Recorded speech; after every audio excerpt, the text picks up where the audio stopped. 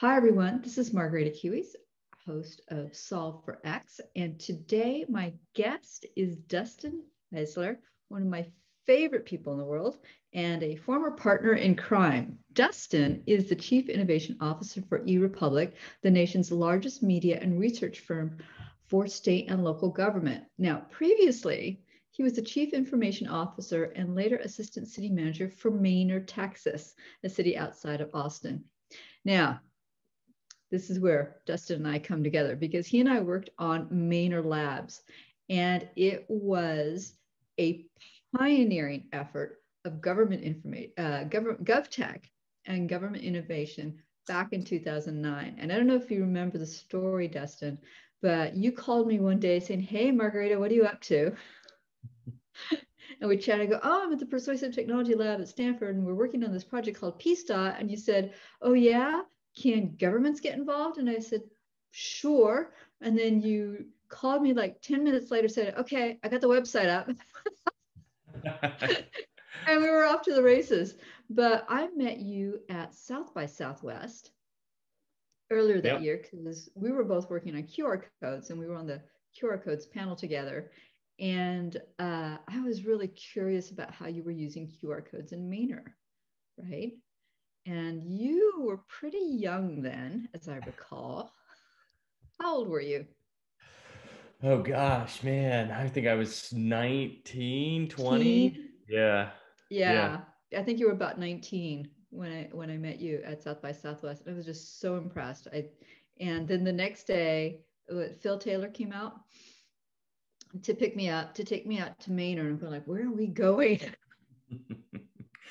And then we arrived and I go, "Are we there yet?" And then you give me the grand tour of Manor and all the things you were doing. Yeah. So Seems like just yesterday. I know, but you were pioneering the use of QR codes in municipalities, and you were looking for ways to communicate what local government was doing for its citizens, right? So part of it was this effort at transparency.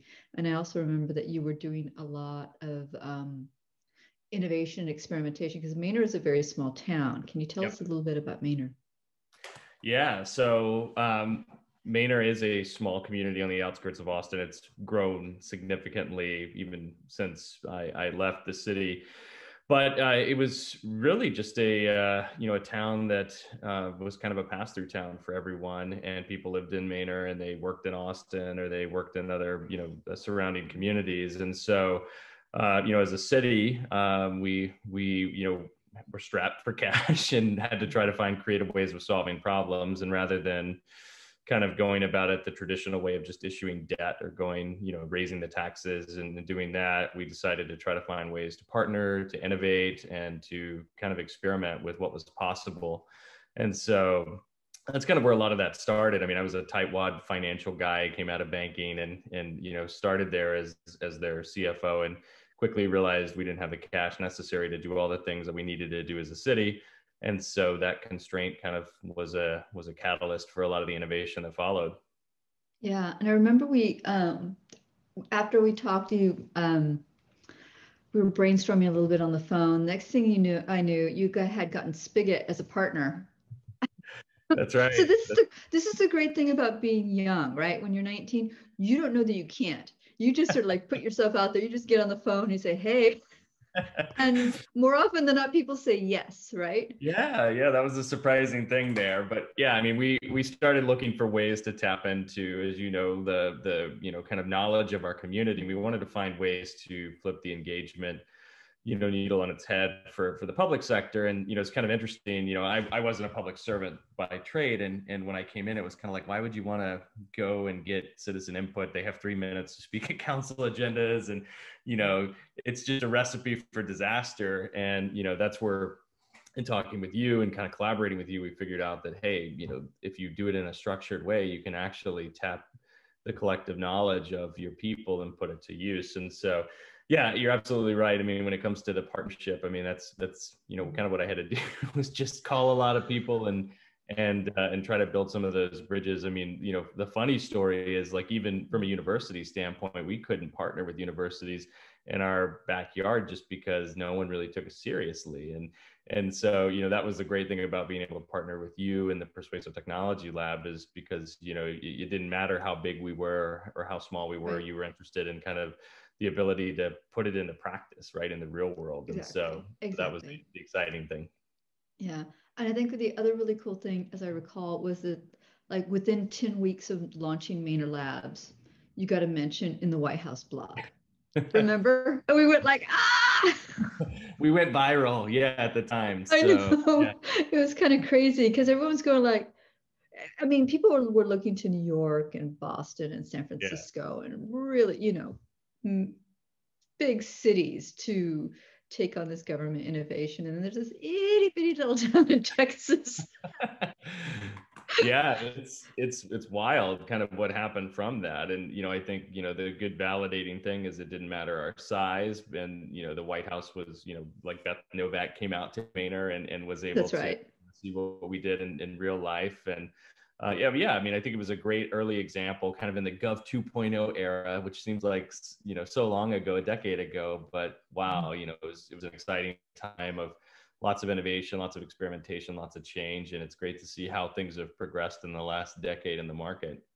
Yeah. So tell me what you've been doing since then.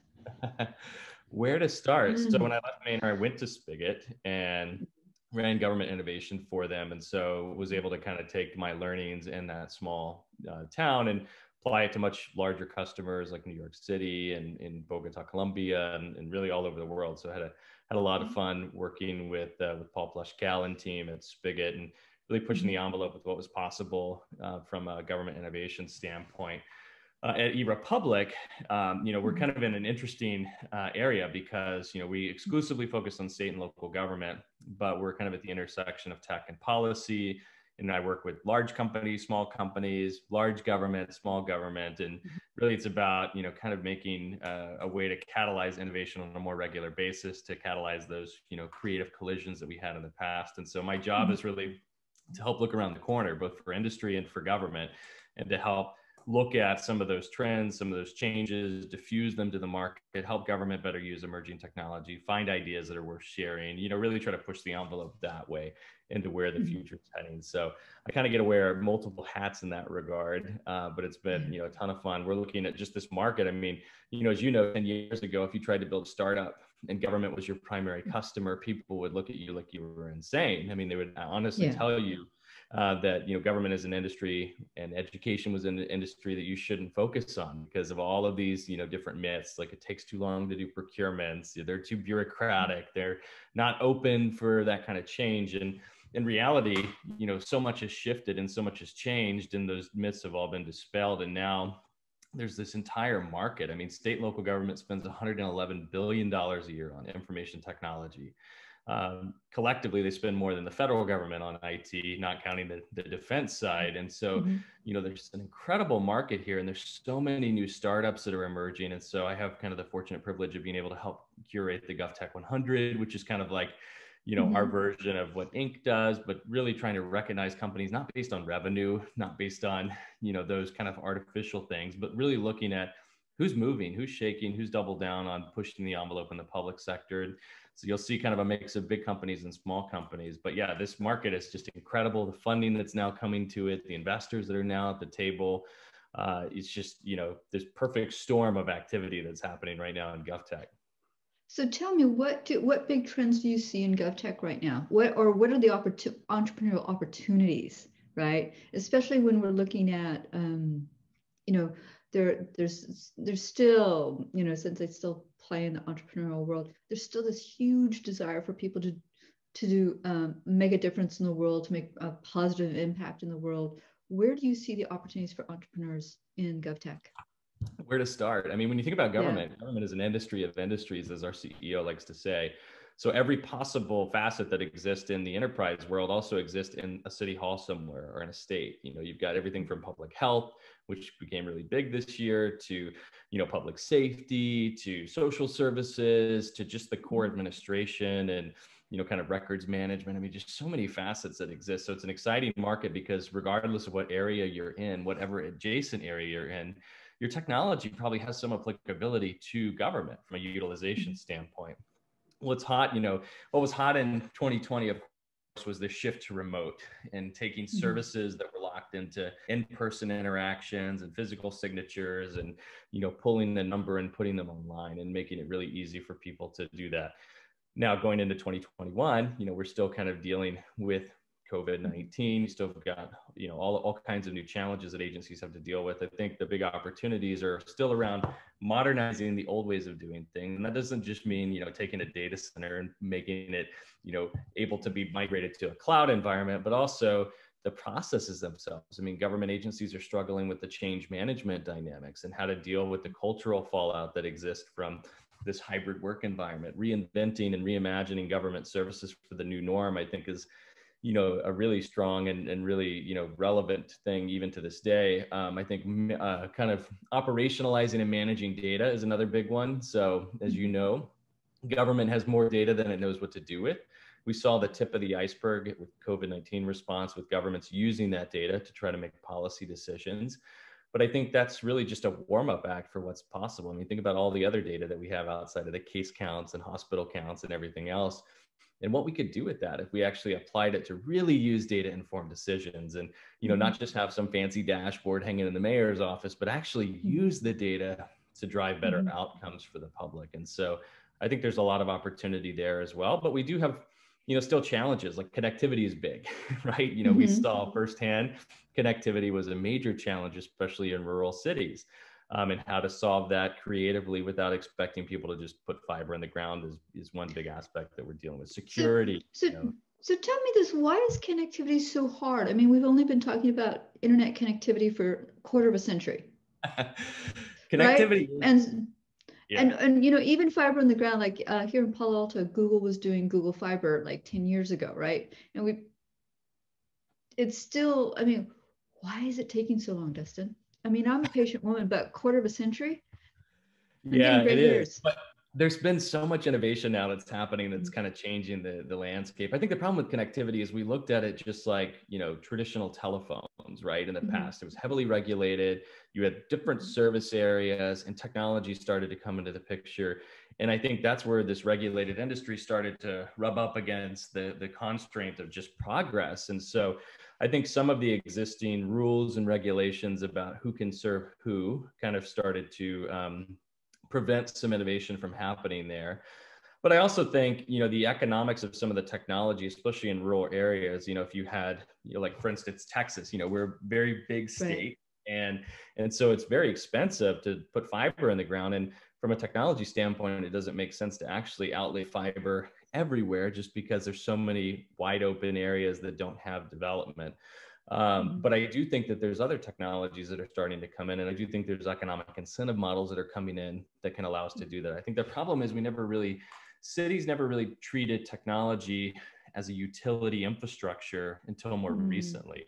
And this isn't like, municipal broadband or anything like that, because that's a whole other conversation. But think about it, when a city's building out and you have developers that are coming in, putting subdivisions in and housing additions and other things, cities and government agencies will often provide an incentive, an economic incentive for them to oversize that infrastructure, to say, hey, if you put in a bigger water line, bigger sewer main, we'll pay you back. And we'll actually give you an incentive for doing that. Well, we never did that with technology. We never said, hey, if you come in and put fiber to the home. But why? I don't understand. Explain this to me, Dustin. Yeah, I think part of it is that, you do have the challenges of whether or not a government agency can be a service provider of that, or whether or not they have the regulatory oversight to go in and actually make those decisions about what kind of infrastructure should be in place. So I think that's part of the challenge. Now, the encouraging thing is I think we're having this really interesting moment now where you don't actually have to put fiber in the ground. Like, you're seeing so much innovation from like SpaceX and AWS and others that are now looking at low Earth orbit as a way to actually deal with some of this disconnect. I think it's still going to require a significant amount of capital investment on the ground.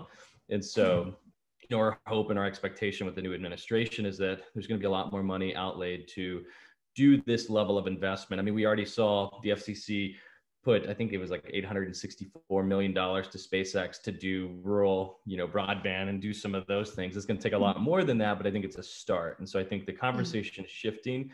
The good news is now we're not all approaching broadband the same way that we were in the past, because it was always like fiber. I got to put fiber in the ground. I got to have fiber to the home. I got to do all that. And that's great, but it's not realistic, right? So how do we leverage new technologies to help bridge some of these gaps that exist, and how do we kind of leapfrog maybe some of these existing ways of doing things into new mediums? Like you look at it like analog phone lines and VoIP, right? Lots of rural areas overseas didn't even do analog phone lines. They just went straight to VoIP and they started using the internet as a basis for their phones. So I think we're kind of in that same moment for rural America.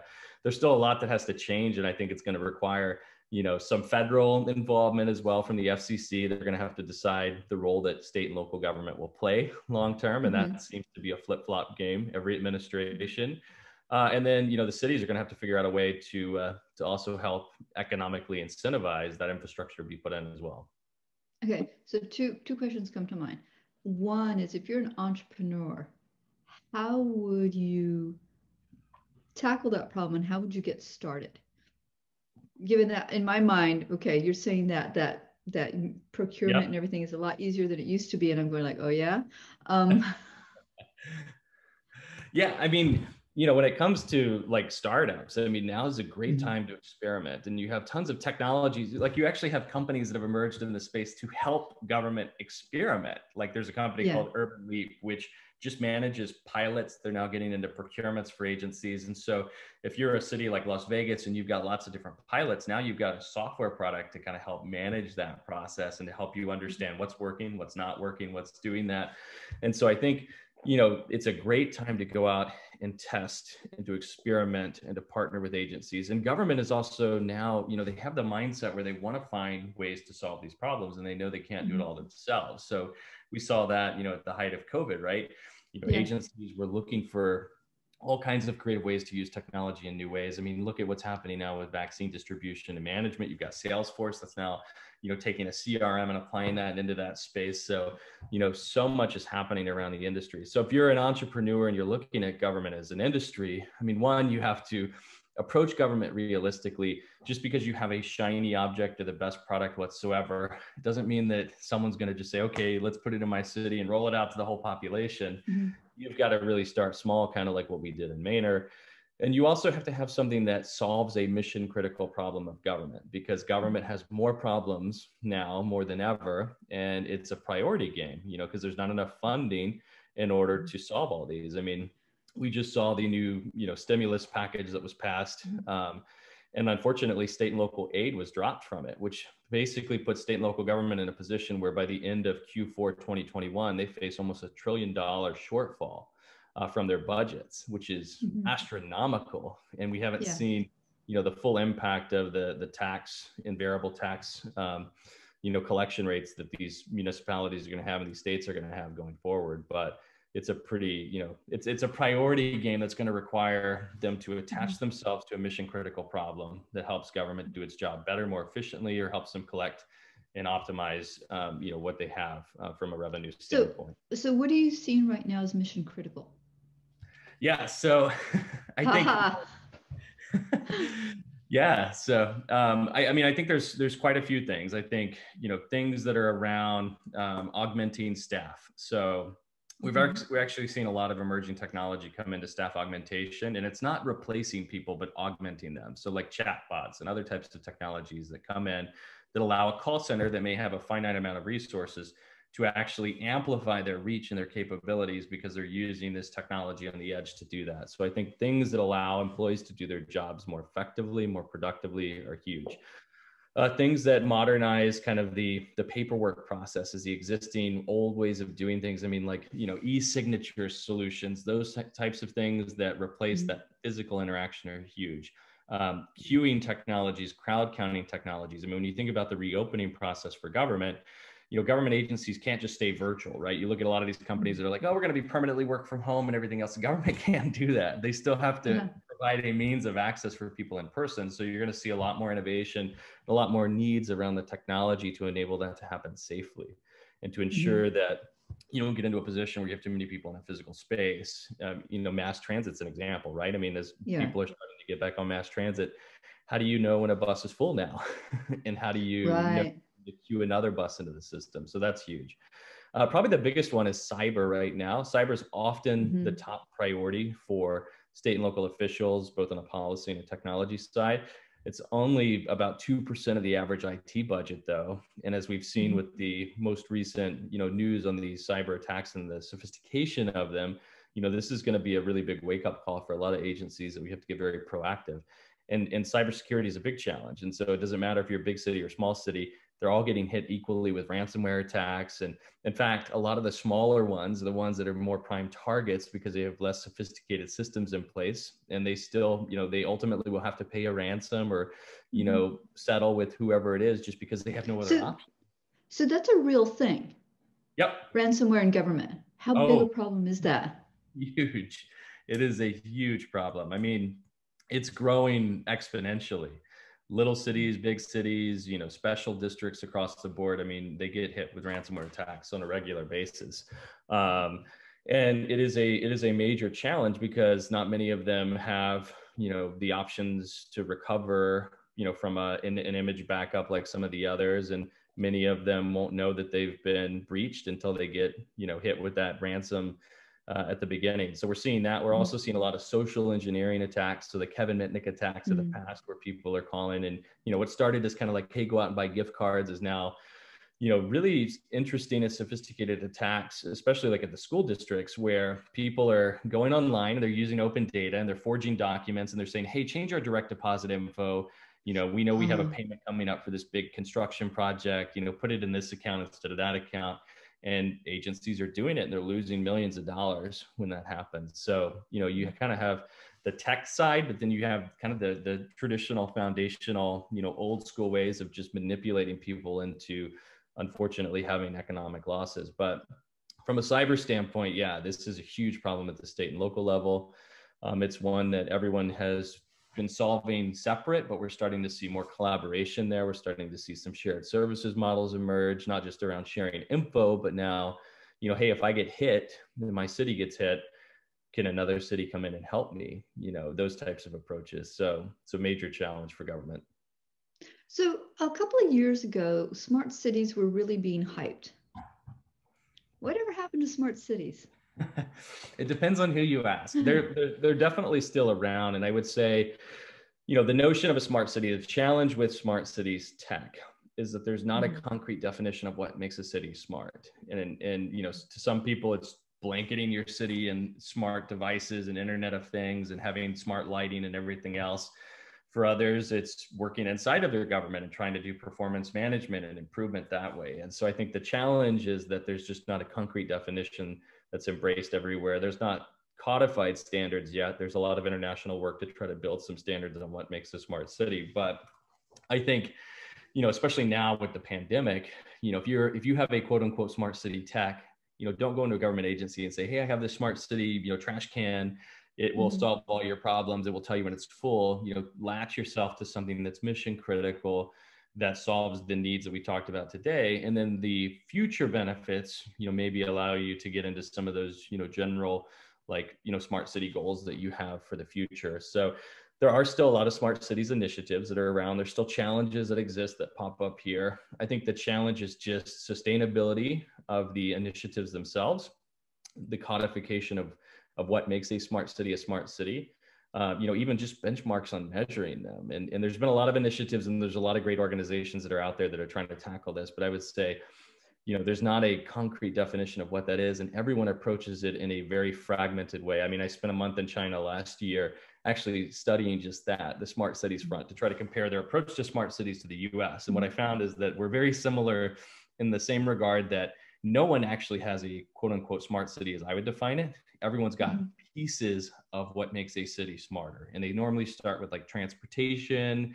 and then they'll get into like lighting and other things, but they have small pieces of a much bigger pie. And I think the challenge for us collectively, and for those entrepreneurs that are listening in, is to figure out how to build a foundation for smart cities where you can connect all of these different disparate initiatives together to actually realize some value from it, as opposed to having 15 separate smart cities pilots that don't talk, that don't build on each other.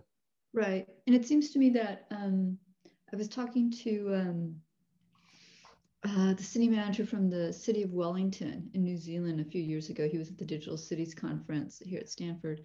And it was, the whole thing was on smart cities. And he came up and he spoke and he said, you know what? We changed the city of Wellington from one where you work and you leave to you stay and you play. They really wanted to make it a livable city. And he said, no one in their city was prioritizing a solar powered street.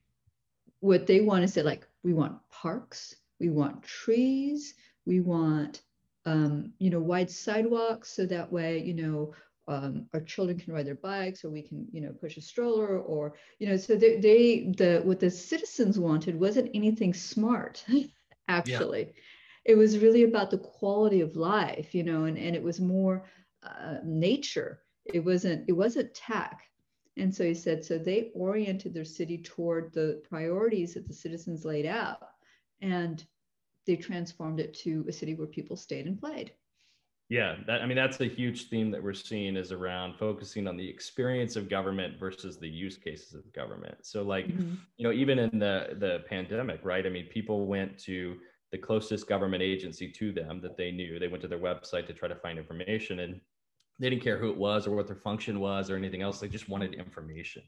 And so you saw that coordinated response. But like, in the US, you've got 90,000 local government entities that exist, 19,000 cities, 38,000 special districts. I mean, the numbers just add up. And, taking a step back from that, does it make sense for each one of them to have a mobile app? Does it make sense for each one of them to have a dedicated website? Does it make sense for each one to have a separate payment portal with a separate login? So I've got to use something for DMV, something for my city.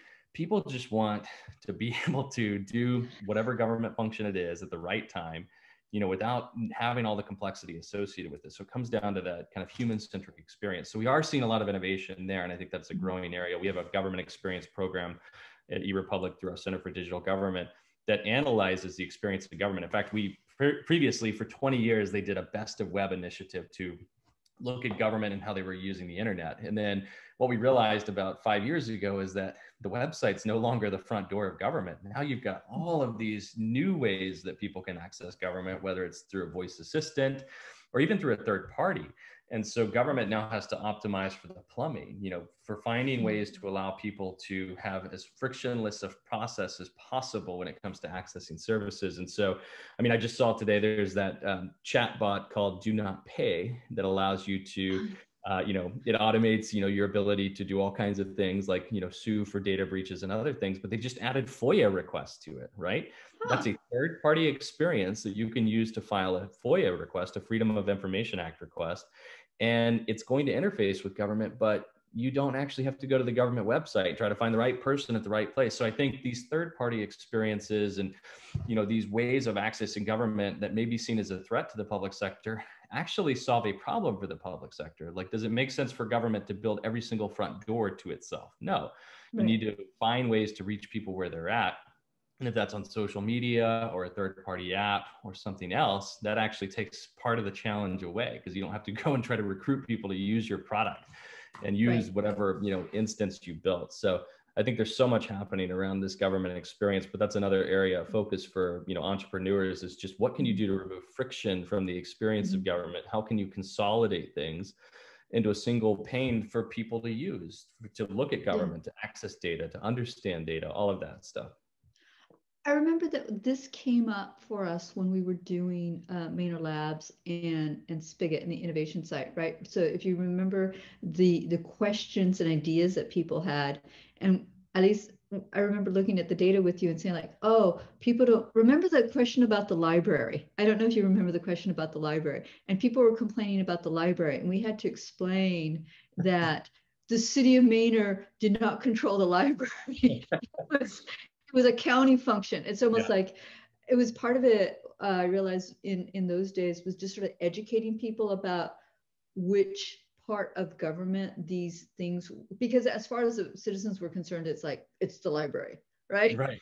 Yeah. And for this, like, is it the municipality? Is the county? Is it the this? Is it that? It's like, oh, that's inside baseball. That's like, wait, I need an answer about. I have a complaint about the library.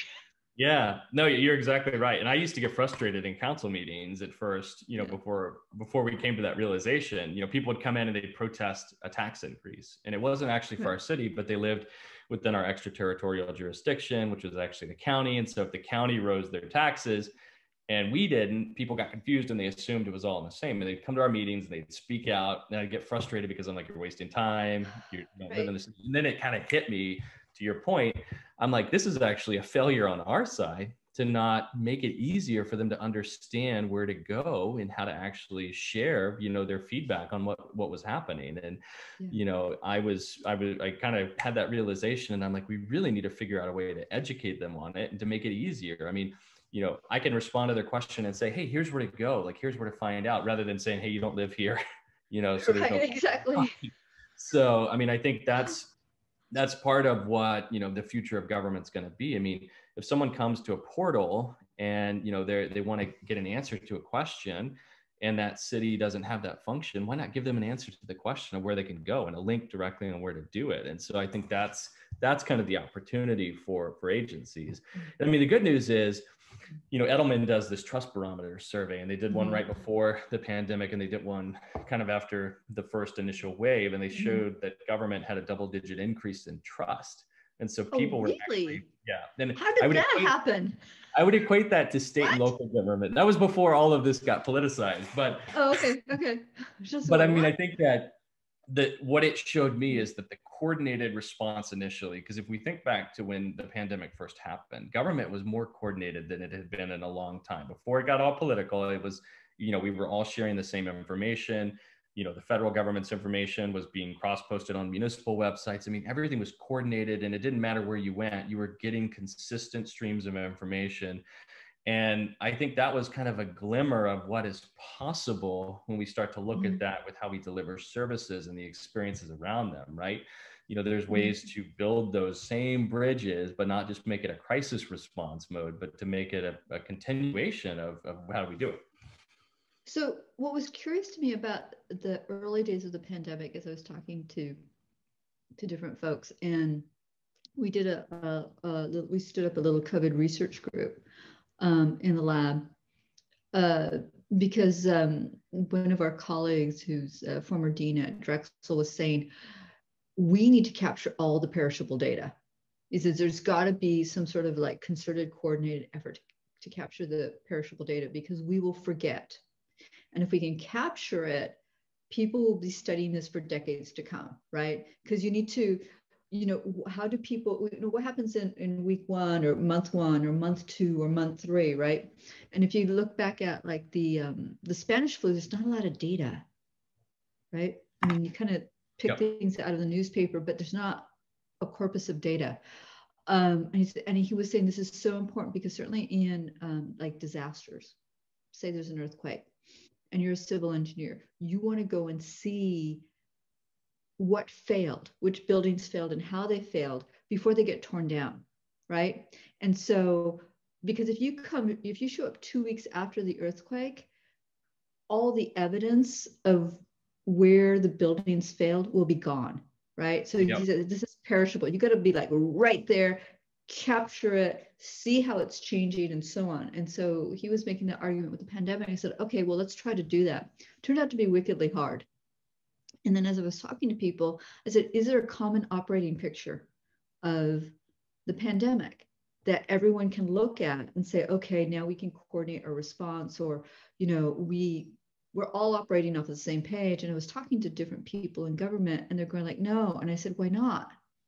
But don't you have a common operating picture? And they're going, we're all in crisis mode. And I go, I understand that, but if you don't have some people who are also looking at where things are going to be in 6 months' time, it's the Gretzky rule. You got to go to where the puck is going to be. And if everyone's sort of like in the day-to-day, this is what I got to do, then then where you may end up in a place that you don't want to be in 6 months, right?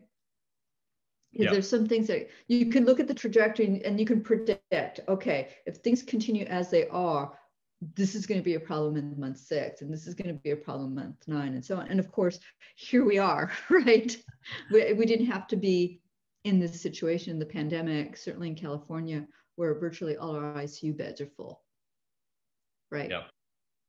And sort of like having yes, you need people to do the crisis management, but you also need people who are doing the long-term strategic plan. And it seemed like you had one, but not the other, because everyone was in crisis mode.